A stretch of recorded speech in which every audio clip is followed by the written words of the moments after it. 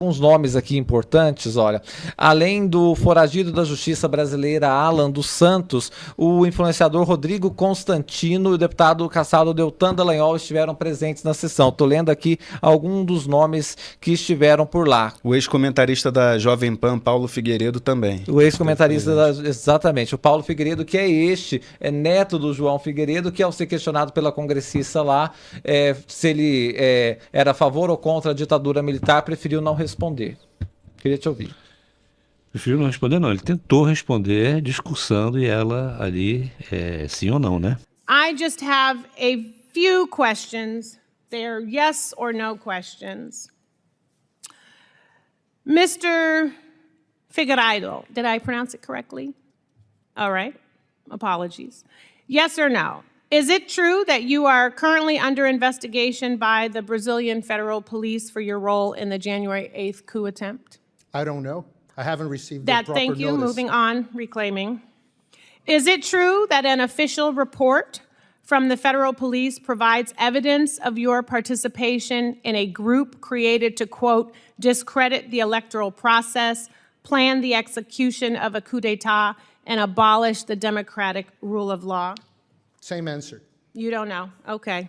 Do you disavow the military dictatorship that ruled Brazil from 1979 to 1985? This has nothing to do with what we're Okay. discussing Yes here. or no, please? This has nothing to do with what Yes we're or no? discussing. Reclaim. I can ask. This is my hearing. I can Yes answer- or no? With all due First respect, Amendment I would rights, hope I that can there answer would be respect whatever I shown want. to the witness, too.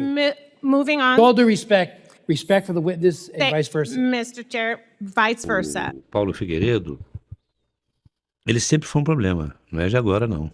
Atrás, no governo Figueiredo, ele já era um problema para o próprio pai.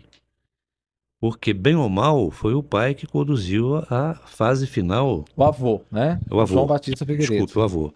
Quem conduziu a fase final do processo de abertura política. Foi no governo Figueiredo que houve a maior reação, a reação final daquela turma que era chamada no Exército de a linha dura, né? Tentaram lá no Geisel com o Silvio Frota, mas depois ainda tentaram os estertores, fizeram as bombas do Rio Centro, a bomba na OAB que matou a dona Lida Monteiro, enfim, bombas em bancas de jornais pela cidade. Então, o Figueiredo, que inclusive teve um infarte nesse período, né, ele, com todo o perfil militar dele, tendo sido ex-chefe do SNI, etc e tal, ele estava determinado a levar aquilo a termo, né? Tanto que ele reagiu verbalmente a isso muitas vezes, né? E dizendo que prendia, arrebentava, e frases do gênero, né? Então, o filho agora está envolvido, o filho não, o neto, com esses nostálgicos do golpe de 64, vai na contramão, inclusive, do que o próprio avô fez. Eu não vou falar do que ele vocalizou em outros tempos, mas do que ele fez na prática. Então, é uma peça menor disso tudo. Sempre me passa a sensação, esses personagens, de que eles ficaram órfãos de tudo, sabe? E pegaram ali um caminho e seguiram. Ele não tem importância nenhuma nesse contexto. Não é uma pessoa com mandato, não é uma pessoa de expressão política, não se sabe por que ele está ali, não é? Enfim, mas está lá, dar voz àquele que está com processo aqui, que está com pedido de prisão aqui, já é uma coisa diferente, não é? E ele está sendo acobertado por essa gente, quer dizer, eu tenho a impressão que ao final, se houver alguma consequência maior, isso estará dentro. Esse tipo de acobertamento, esse tipo de estímulo a um foragido. Eduardo Bolsonaro sempre se gabou de ser o representante internacional da família do ex-presidente Jair Bolsonaro e, de fato, ele tem feito isso, né? Tanto é que ele está nessa foto que a gente mostrou e tem liderado essas comitivas pelo mundo. Queria te ouvir sobre essa figura do Eduardo Bolsonaro e esses parlamentares que se juntam a ele para falar em verdades do Brasil no exterior. Pois é, Afonso. O Eduardo Bolsonaro, né, desde que trabalhou como chapeiro aí nos Estados Unidos, né, fazendo hambúrguer, ele se especializou nessa função meio de fazer uma espécie de alcoviteiro ou fofoqueiro, sei lá qual é a expressão mais adequada para a gente, né, defini-lo, mas ele realmente trabalha como o articulador internacional da família Bolsonaro e que está dentro desse pacote aí em que eles colocam em dúvida a democracia brasileira, colocam em dúvida o funcionamento das nossas instituições, né? Colocam em dúvida indiretamente o próprio resultado das últimas eleições presidenciais. Enfim, eles vão, como se fosse assim, catucar setores, né, do Congresso americano, como já foi dito, setores ligados ao trumpismo, né, ao Partido Republicano, para criar um fato, criar um falso fato, de que há uma movimentação internacional, né, há uma comoção internacional com relação a questões internas do Brasil.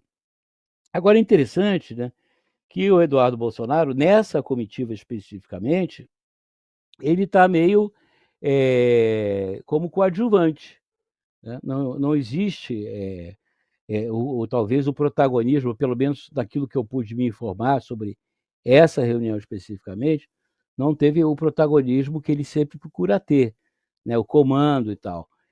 Inclusive, nessa foto não aparece, estiveram também jornalistas, blogueiros, enfim. Foi uma espécie de balaio de gatos, né, que se nomeou como se fosse uma espécie de, entre aspas, embaixada, né, ao Congresso americano para fazer queixa, né, das instituições brasileiras, em particular do ministro Alexandre de Moraes. Isso tudo, como o Bosco falou, no momento de comoção nacional que estamos vivendo, e no momento em que você tem que, na verdade, procurar um discurso de pacificação, de convergência, de não polarização em função de tudo que os brasileiros estão atravessando, sobretudo os rio-grandenses, né? Eles vêm no discurso da contramão, né? Eles estão no lugar errado, na hora errada, falando a coisa errada. Eu acho que isso aí acaba virando um tiro do pé. É aquela tática de você eleger um vilão para você condená-lo à execração do seu eleitorado, não é? E porque toda conspiração precisa do vilão do outro lado. E não dá para você botar 11 vilões, você tem que botar um.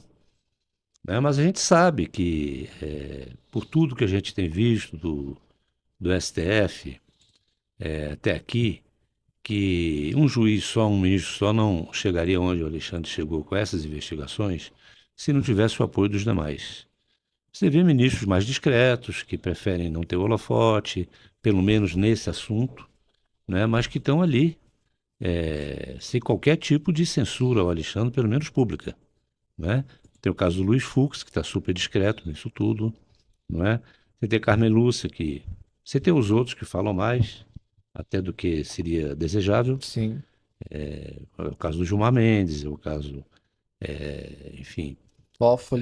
Toffoli e tal, que são mais falantes e tudo, mas você tem aqueles que são discretos, e nenhum deles tem feito essa censura pública. Exibir o Alexandre faz parte dessa estratégia, e você vê que ela é tão metódica, ela tem essa função, que a deputada americana levantou, talvez ela não saiba nem quem é o Moraes, mas ela botou lá a foto dele, não é?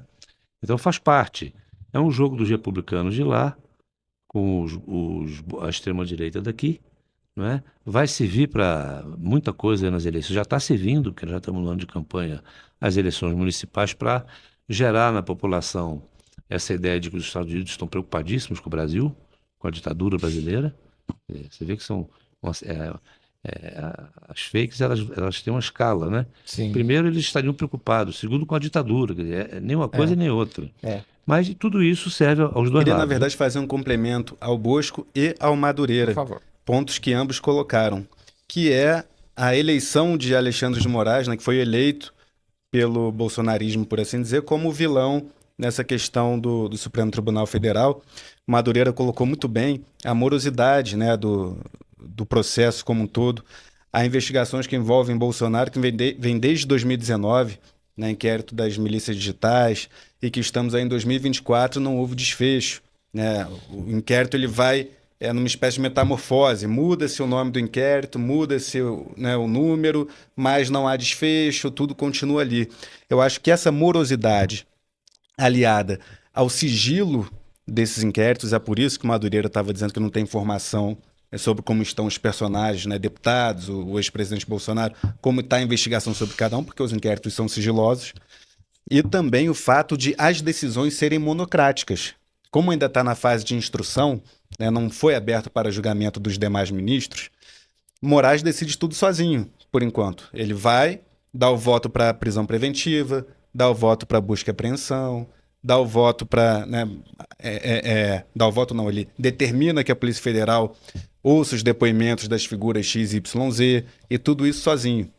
Então, Moraes traz para ele próprio, nesse momento, uma centralidade ao julgar, né, o ex-presidente Bolsonaro e deputados relevantes de oposição a Lula, que em algum momento será compartilhado com os demais ministros da corte. Né? Ele terá, além do Moraes, outros 10 ministros para analisar essa situação.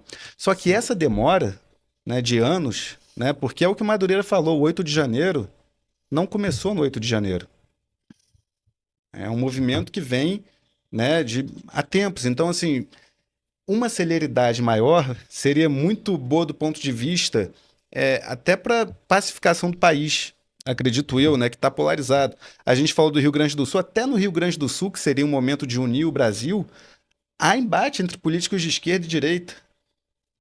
Né, a gente vê aí... Versões todas, tanto é que até a Polícia Federal foi acionada para investigar discursos e fake news em relação ao que o governo federal está fazendo, né?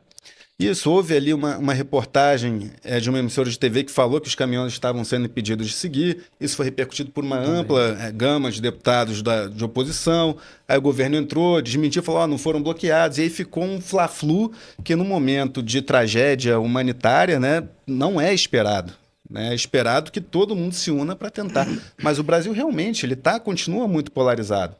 E eu acredito que parte dessa polarização... não direi nem da polarização, acho que a polarização vai continuar, mas a parte essa parte mais bélica, por assim dizer, né, de quase briga mesmo, acontece por conta da demora, do desfecho disso, né? E no momento em que isso for levado a julgamento, que o inquérito for levado a julgamento, Alexandre de Moraes deixará de ser a peça única e compartilhará, né, os autos com os demais ministros.